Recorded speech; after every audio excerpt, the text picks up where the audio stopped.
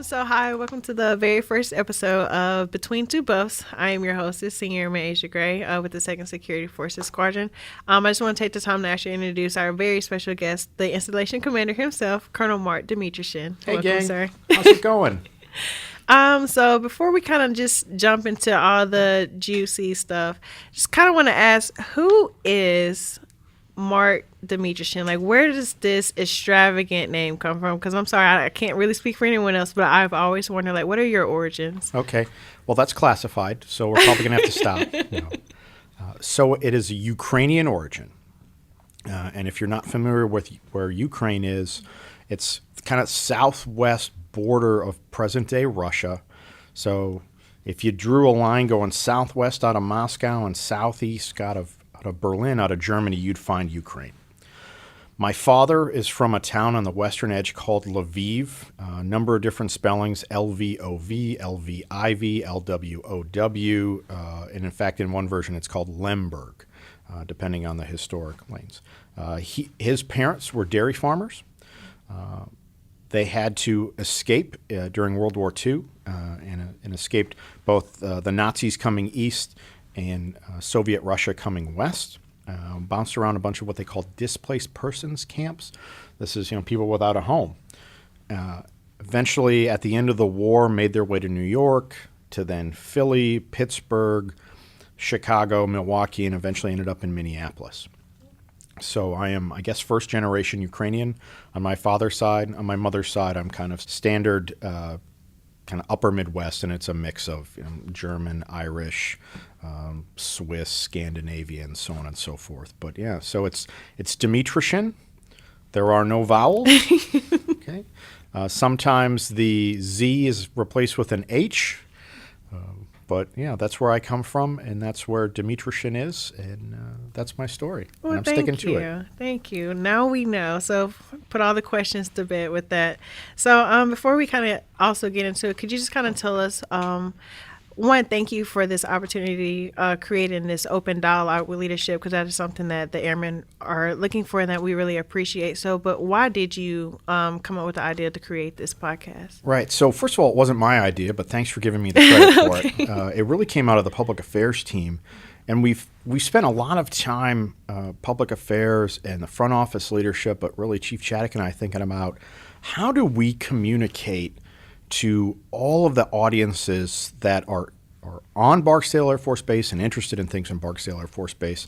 And some of you have probably heard Chief and I talk about this, but we refer to it, there are 5 generations of audience here on the base. There's our Gen Z, soon to be replaced by I think they're called the Gen Alpha, the folks that are in, elementary and high school now, and will eventually be, the new recruits for the Air Force and the Space Force here in a couple of years. Our Gen Zers, our Millennials, our Gen Xers, our Baby Boomers, and then there's a generation before that some refer to as the silent generation. It's kind of not World War II veterans and their dependents. It's more of kind of the Korean War veterans and their dependents before you get to the Baby Boomers. And we just said, hey, we know we're not effective at getting the message out. We know that there are other tools out there. We know that the leadership before us has put into place some things like having a YouTube channel. And so we thought, hey, let's take advantage of the infrastructure that we have right now and see if we can find a way to be more effective at our communications with all of our audiences. Now, some of it is kind of the formal things that you and I were talking about before. Hey, if it's a gate closure or COVID shots or, advertising for meals at the Buff or Hangar 2 or whatever that is, okay. But some of it's just, here's what's going on and the stories that go with what's going on, what an airman's, like Big A airman's life is like, what brought them to the Air Force, what keeps them going day in and day out. And we just thought this is a chance to know airmen, Big A airmen. When I say Big A airmen, I mean our enlisted officers, civilians, contractors, active guard, reserve, the dependents and family members that go with it. It's not just those of us wearing the uniform right now. To learn their story, to understand who they are, excuse me, and then to take advantage of the greatness that is out there in linking up world-class airmen with fantastic members of the Big A airman community and just build more growth, community, and resiliency in us. So we're giving it a shot. Like you said, this is our first one, so we're going to see how this goes. We definitely are excited to bring more folks on, so I'll look to the camera for this. If you have interest in participating in the podcast or producing the podcast or in any way at all being involved in the podcast, please let us know. There'll be something at the end that PA will share with you on how to make contact on it. But we're looking forward to bringing more Big A Airmen into this, so you won't always listen to me talk about things that nobody's really interested in. Well, thank you for that. So just to kind of go on and roll into it, the first real question was, when you were assuming command, coming into the middle of a pandemic, obviously, you know, commanders come in, they kind of have like a little set game plan for an idea of what they want like their command to look like. Sure. What was your mentality? How did you feel? Like, what were your first thoughts coming in? Like, oh my goodness, we're in the middle of a pandemic right now. Like, this is not a part of the plan. Like, what was your first idea, your first thought for this? Yeah. So I watched the pandemic, but from a different point of view. You know, some would say a different set of lenses, because I was deployed to the Middle East. So I was watching, how do we move people, right? And selfishly, how do I get home with all of that? So coming in, it was a matter of kind of flipping my view to go, how do we continue to provide our various flavors of mission while at the same time protecting everybody? And at that point in time, this was, you know, pre-vaccine. There was a lot of kind of questioning the science that was out there, the facts. If you've, you know, heard of statements like alternative facts, this is kind of where some of those events had started to pop up, and trying to make sure that we as both wing and installation leadership were able to present the facts as we best understood them in the most clear means and at the most timely and appropriate location, so that people were aware. And to do all of that while still keeping, you know, the big mission going, flying airplanes, defending the gate, handing out prescriptions, you know, repairing the infrastructure, everything that's done here on the base. So that was my priority going in, was to make sure that we could keep mission going, but also protecting everybody from COVID, and then trying to rapidly restore some elements of normalcy with COVID that, you know, everybody wants to go back to February 2020 in terms of everything that they can do, and we're working on it. Do you feel like, as a wing, that's something that we're kind of like lining up to the ideals that you have for us, or is there like any improvements that we can probably do? What a great question. So first of all, nothing but impressed, proud, blown away, just, you know, grinning from ear to ear at what both the 2nd Bomb Wing and Barksdale Air Force Base has done in the short time that we've been here. I say short, but it's been 6 months, and in a knock on wood here 2-year command tenure, that's a quarter of it already, and many of the goals and objectives have already been reached, which is fantastic. So now what I get to do is go, well, what more can we do, or more importantly, what more do we want to do? Our hires will tell us, you know, certain things to do. The BTF missions have picked up a number of other things with dynamic force employment, DFE, as well as our protection of the installation, and all the things that go on here are going to continue. But what more do airmen want to do? What more do airmen want? And what more can the chief and I provide to the airmen? So we've kind of shifted our focus from making sure that mission is focused on, because it has been, it runs well. Everybody's executing at the top of their game on that. The chief and I are not concerned about mission. We're not overly concerned about mission. We know it's out there, and we know we still have to help support it and resource the airmen. But now we're like, how can we make airmen's lives better? How can we make them more resilient? What can we do, hopefully coming out of COVID, to make things at Barksdale and in the, you know, wider Shreveport, Bossier, Barksdale area better for all of our Big A airmen?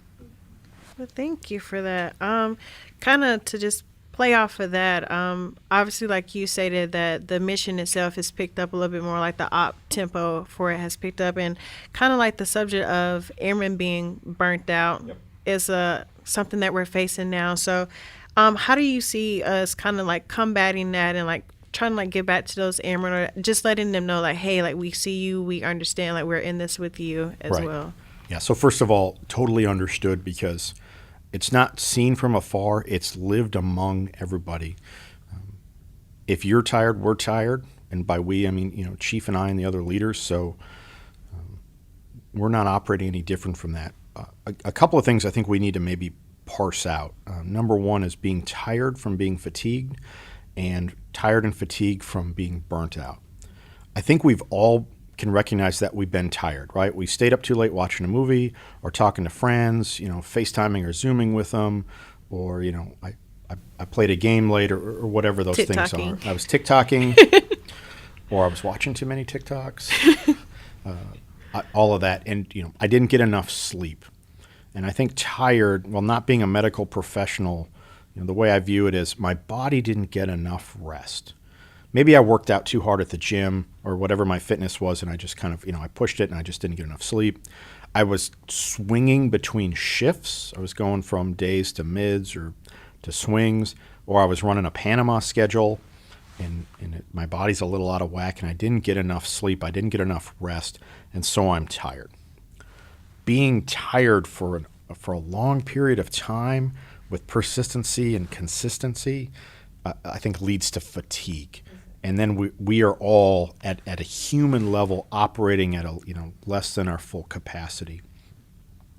So I watch, this week was, I think, a great example of where all of our team went above the 80% normal that I really hope everybody can operate at. And we're pushing into the 90s or maybe up towards 100 to get jets out the door with BTFs or cooking meals or defending the gates or administering shots with the latest round of COVID vaccines that came in. And so I think we went above and beyond, and so people can be tired after this week, and I fully understand and recognize that. If we kept going at that rate, I think we could run into people that are fatigued, big airmen that are fatigued. And I think that gets addressed by watching workloads, shifts, task balancing, kind of all those things that frontline leaders do and pay attention to. That to me is very different than burnout, which is where you're going. I think burnout comes from lack of connection. And it's not a fault, it's just an understanding to say sometimes all of us don't understand why we're doing what we're doing and how that ties to the bigger mission. Or, hey, why is prepping meals or repairing a broken gas line, how does that lead to airplanes flying out of here and go and do what they're doing around the world? So not having that connection, that tie to the mission to give that added worth to what it is that we do. I think there's also a piece where maybe we don't get to connect personally with folks. COVID, of course, is not helping that, especially with not limited social opportunities or being cramped up in your room or on a ROM or something like that, where I think you can feel burnt out if you don't have those two connections. One, how you tie directly to the mission, and that can be easily explained, but I think that's definitely a failure on my part on helping drive that. And the other is not having those person-to-person connections, whether it's with your fellow work center members or whether it's your peers in an age group or in the community or reaching back to family and friends, whatever it is. I'm concerned about burnout because that's a bigger issue. That means that we're failing to bring members into the family. We can work on being tired and fatigued, but burnout takes a lot more attention. And I think the way you get after that is you have to know the airmen to the left and the right of you, in front of you and behind you at a personal level, and have some appropriate and respectful connection there. Yes, sir. And like I said, I really feel like we're just bouncing stuff off each other right now because there was actually a quote that I was looking into, and it was actually from the Chief of Staff of the Air Force, retired General Goldfein. Yep. And he said, and I quote, "The airmen want to know why, so if the mission allows it, tell them."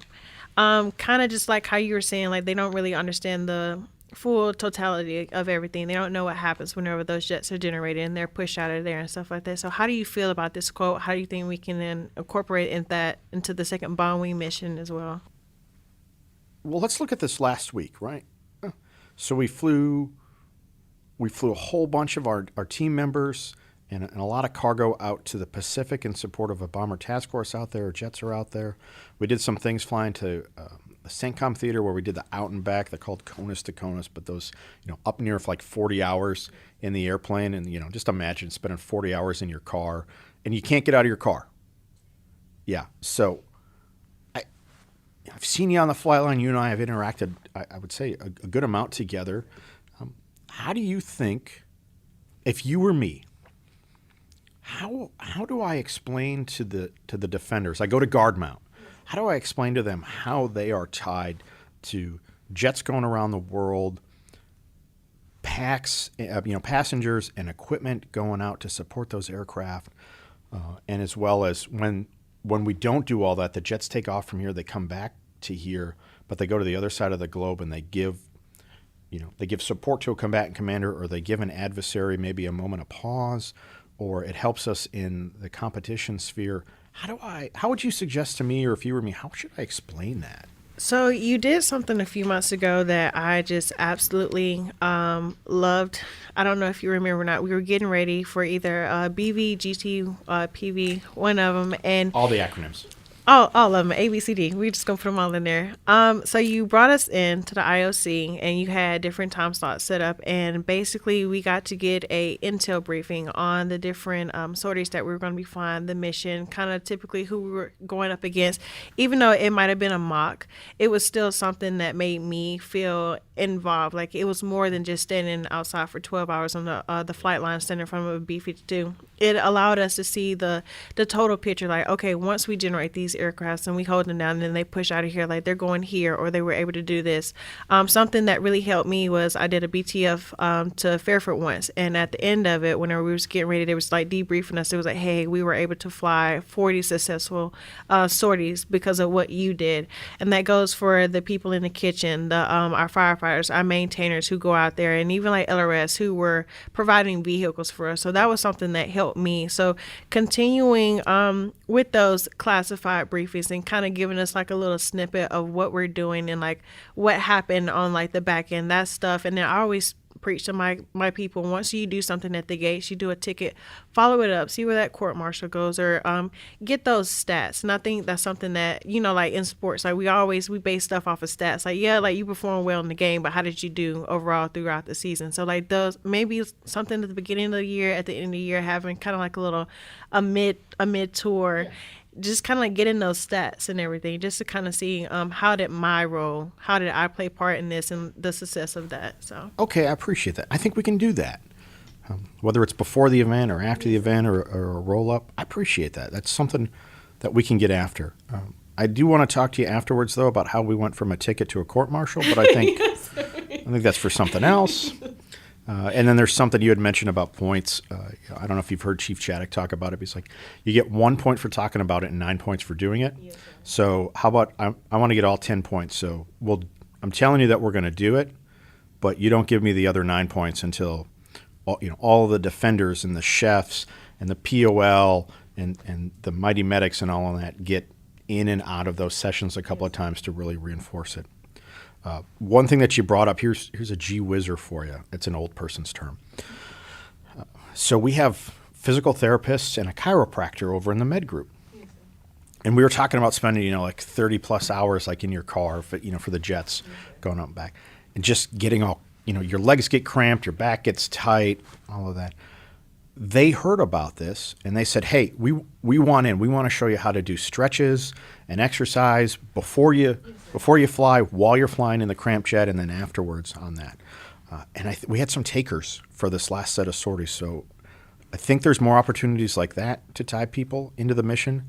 We definitely want to get more people onto the jet for familiarization and orientation flights, so that you can come back and go, hey, I sat in that thing for 4 hours. 1, it smells terrible.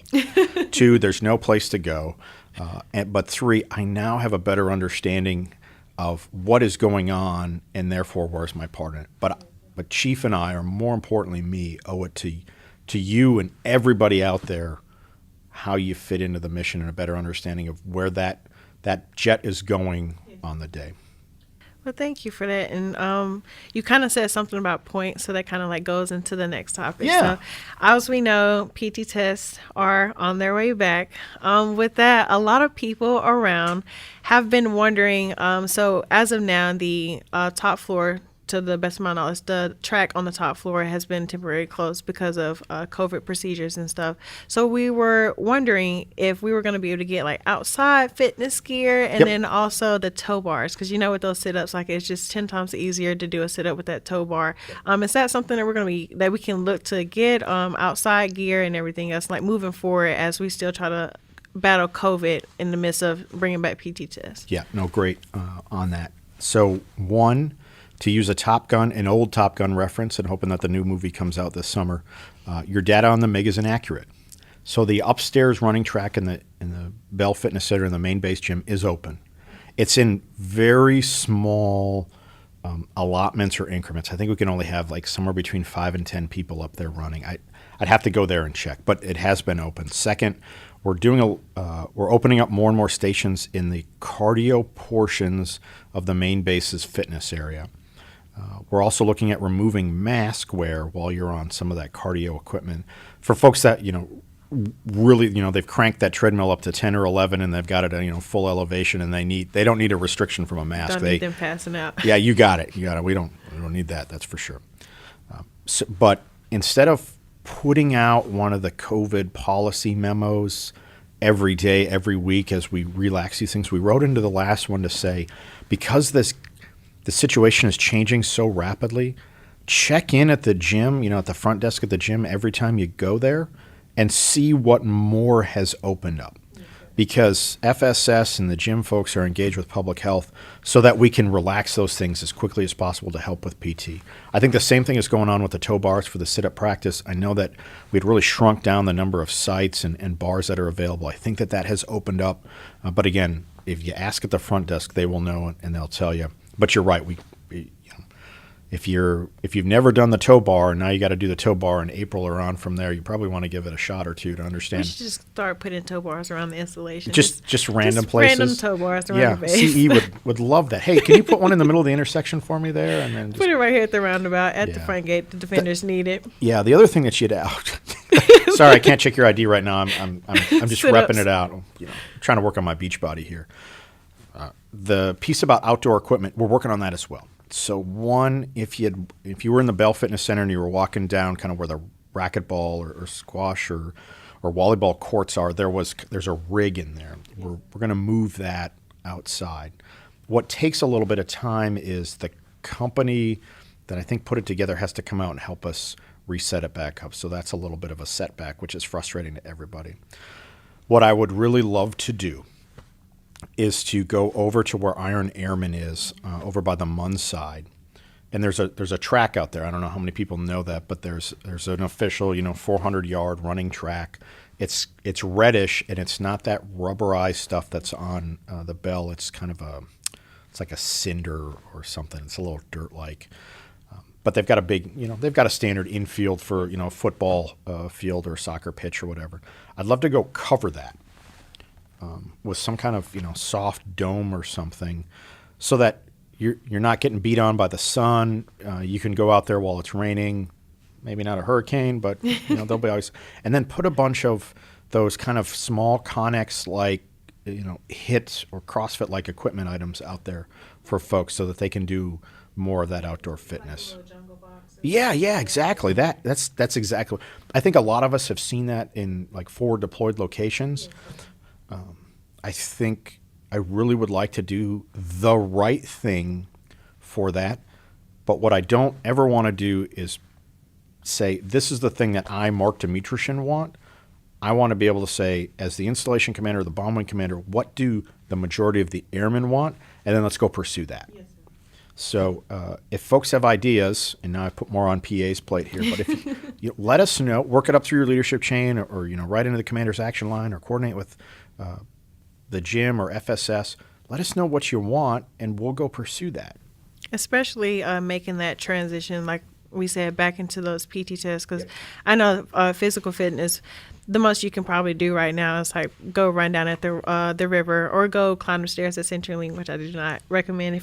Do those stretches, go see those chiropractors and do those stretches. But definitely something, just including the airmen and like trying to figure out like how do we make this easier. Like we understand that we've all been through something traumatic as COVID. So getting back into this, like, it's not just we want you to fail. We do want you to pass your PT test. So trying to help you get back make that transition easier back into it. So spot on with that. No, I don't want anybody to fail. Yes, sir. And I'm more interested in supporting fitness, less for passing the PT test and more for what it does. I think physical and mental wellness are tied together. Yes, sir. And so trying to give folks another outlet, especially after being cramped up for COVID. So you had it spot on. Speaking of SentryTel, when I was here last time, we would PT down there and run on the stairs. Oh, that's awful. Oh, up and down and up and down. Everybody drove pickup trucks for some reason. And we would get three people to a truck. One was up in the cab with neutral, and they would steer, and the two would be behind, and they would push the truck. And you'd have to push it 3 rows of parking lot. So if you want to build, if you're not skipping leg day, that might be a good workout for you. Well, thank you for that. So kind of talking about stress and COVID and everything, how do you as a installation commander manage stress? Like, what are things that you do to actually alleviate that? Because I know, like, your job can probably be really, really tedious, even though you have your commanders and stuff like that. But what do you do as an individual to help alleviate stress in your life? Yeah. So as an individual, not with the various hats I wear, I've gotten more into things that are like mindfulness and meditation and other opportunities to try to quiet my mind. I use various apps for that because I found that if I take like a 10-minute break and just kind of quiet my mind, the blood pressure goes down. I can think more clearly. I'm not blowing my top over something that I shouldn't be blowing my top over. My fitness has been lagging for a number of reasons. COVID is way down on the list. But I like doing those, HIIT HIIT CrossFit-like workouts. I also like to power lift, and I haven't been back doing that. But that when we were talking about, physical wellness tying to mental wellness, I know that my mental wellness has taken a hit because my physical wellness isn't there. And, I like to pick up heavy things and then drop heavy things and, repeat. And I haven't been able to do that as much. I also try to get after, whether you want to call it a hobby or a project, but to really immerse myself into something like that. I'm not the greatest, but I give it a shot with some home repair things. I just enjoy to tinker. I've been trying to repair and refinish a wooden propeller that was gifted to me by somebody, and it's just, it's a little bit here, a little bit there, but I get immersed in it, and I don't worry about things that are going on. I got another propeller that was given to me by somebody who somehow drove into a tree and it's all shattered. I don't know the story, but I can make up whatever I want at this point to work on those things. But then when I put kind of the boss hat, the job hat back on, any chance I get to go out and engage with airmen helps kind of refill the tank for me. And I know that it doesn't make a whole lot of sense to everybody until you get a chance to do it, but if you spend a lot of days, in meetings or just reading email and looking at briefings and all of that, to get out and to see the mission and to see how stoked and excited Big A airmen are to do their things, that puts kind of, energy back in my step. But those are the things that I do. But I'll tell you, I am a terrible example. I don't work out as much as I want to, much less as much as I should. My diet's not where I want it to be. Answering the phone in the middle of the night, that's not fun. I drink way too much coffee. So kind of this is a do as I say, not as I do kind of a thing. But I'm human like everybody else. Honestly, and like I was just about to say, thank you for that just being open and honest about that, because that's something that me personally as an airman, I struggle with, because I'm always thinking like, okay, like I see my chief working out at like 5 a.m. in the morning. Like I know I'm not doing that. I'm not performing at the level that I should be. So just to hear that coming from you and like someone of your stature, like that does help out, like that vulnerability that you just created for us. Like thank you, especially for that. And maybe we can try to get like some yoga classes going on at the gym. Like I said, services are gonna hate us for putting all this on their plate. No, they'll love it. But maybe we can get some kind of time to that physical fitness and then that stress relief as well. For me personally, kind of close this part out, I don't work out as often. unless I have like a community that I join every day, or there's kind of like a competition, and not necessarily a formal competition, but I enjoy going, to the gym and having a friend there that'll banter me, and that maybe they lift more than me, or they run faster than me, or they can do more push-ups than me or something. But it gives me a challenge, to try to go for. So if there's somebody out there that wants to help me out, I'm definitely open to opportunities. I have someone for you. His first name is Chief, last name Kazay. Second Security Forces Squadron. Tell him I sent you. I bet he would love the competition. Awesome. Yes, well, Chief, I'm looking for you. I hope he sees this, and I'll make sure I tell him whenever I get back to the unit. But kind of also to tie into like that stress relief, but then also hitting on like suicide prevention. I know that's something that the Air Force is not only long before COVID, but I'm pretty sure like is, even though we stopped talking about it as much, but it's still something out there. So there's that saying that a kind act can go a long way, or just a show of being concerned can go a long way. Do you think that leadership, is there any way that leadership can like incorporate that into their airmen and like showing them that they do care? Do you think that even like makes a difference? I think it makes a huge difference. What I'll say is the difficulty. This is not an out. This, I think, is an acknowledgement of the situation.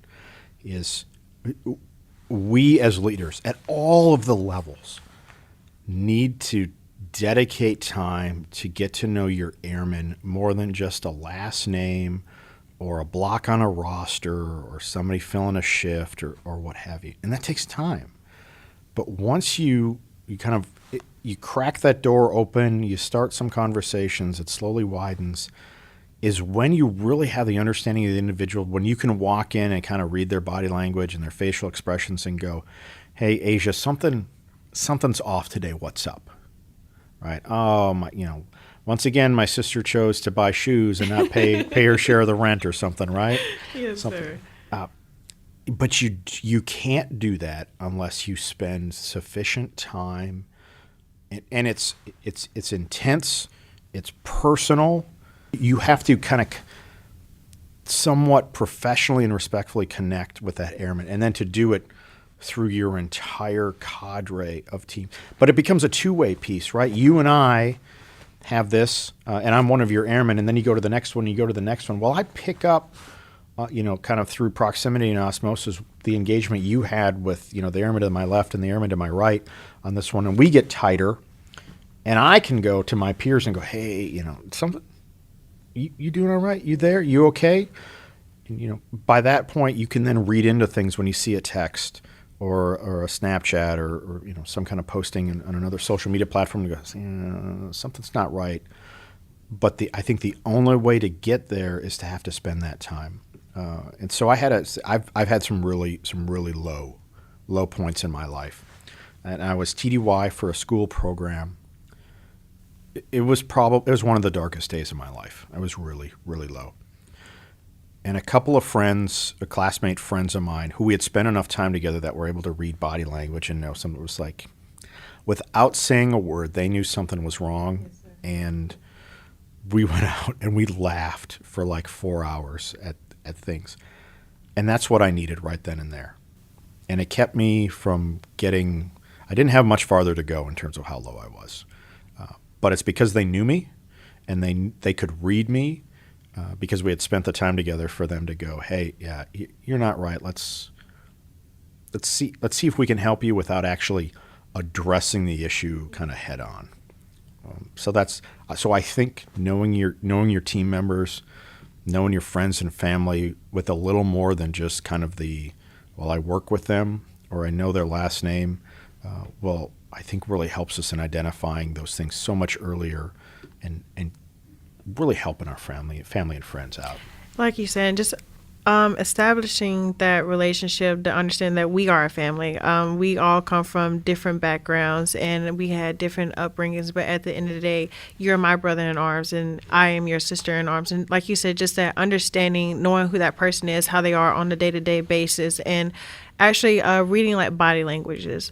That's another thing that you kind of brought up that I really, really agree with. You can tell a lot by a person, not only from like their facial expressions, but just how they carry themselves and conduct throughout the day. So just those two, just emphasizing on like building that relationship, more than a mentor, more than a supervisor, more than a flight chief, and just at the end of the day, you're my wingman, and even if I can't talk to you, maybe I can go talk to chief, and you not taking that personal. And that was another thing that we always worry about. I don't want to upset my supervisor because I don't feel comfortable telling them this, but I'd rather talk to them. So just understanding that and maintaining that relationship with your coworkers as well. Like, hey, Asia came and talked to me about this. She didn't want to tell you because she felt like I could relate a little bit more, but we're still keeping you in a loop. And just that constant communication, that's something that's always going to like keep the Air Force and just everyone going in totality. It's just making sure that we work on that communication portion of it. So. Spot on. Yes, sir. You got it. Thank you. Thank you. Other than that, I think that pretty much just about wraps it up on my part. Do you have anything that you want to talk about, you want to ask, or is there something you want to put out there for the Airmen to see if you can get something out of them? Well, so first of all, fantastic job hosting. Thank you. Well, when Jimmy Kimmel and company are ready to move on, Asia Gray's going to be there. And big thanks to the PA team for putting this together. Like we opened with, this is our first time at it. We're going to, give it a few tries. We're going to adapt, see what works best.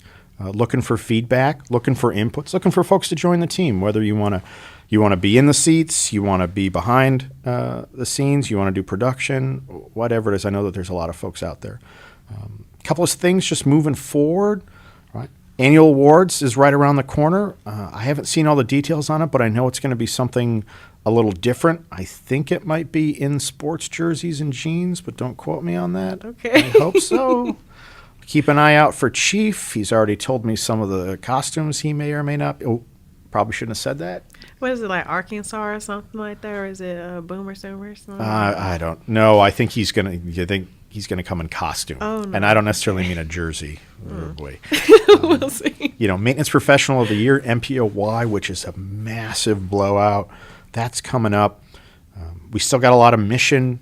Everybody knows that, but they're going to be cranking away on it.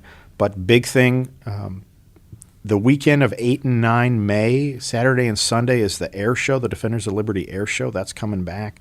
There's a Twilight Show on Friday night, the 7th. So that's something. So if you're familiar with Shockwave, that's the jet engine on the back of the semi-truck. Apparently that looks really cool at night or in the whatever. But we got the Thunderbirds. We got a whole bunch of other folks coming in. Community's really excited because it's kind of a let's get over COVID mark. But I think it'll be great for us. Otherwise, PCS season is just right around the corner, so we're going to see a whole bunch of new friends coming in, on that.